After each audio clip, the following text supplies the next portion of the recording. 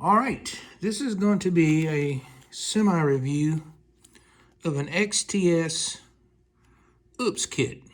I bought this the other day at an Academy Sports while I was wandering around in there killing time while I was waiting for the Dragon place next door to cook me some Chinese food. Now, I've already opened this and gone through all the parts, and most of them do not meet the Colt drawings for various reasons. And I'm not going to go through all these parts, but I am going to show you one that really stands out, and that's the ejector spring.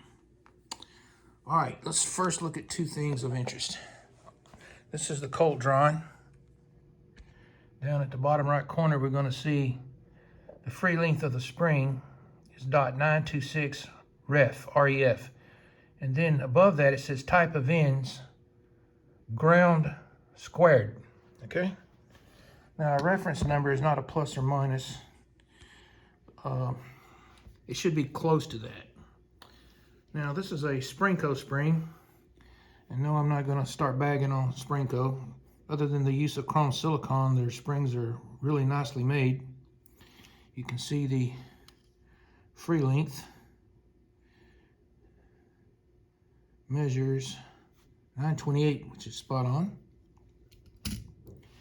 And now we're going to look at the ends. I'm going to go to maximum magnification, and you can see the ends are ground squared like they're supposed to be, both sides. Ground squared, that's a really good view of it. It actually looks better in person than it does on the camera. Now over here, I got sitting on my computer a Colt spring. And you can also see where it's ground squared. And it's sitting perfectly 90 degrees straight up and down. Now there is a magnet in my computer right here that tells the computer when the lid is open or closed.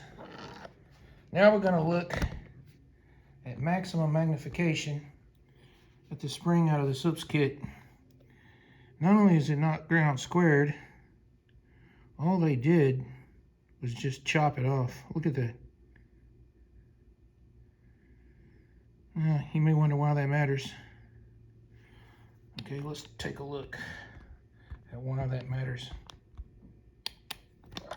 Let's go over here to our friend Google AI.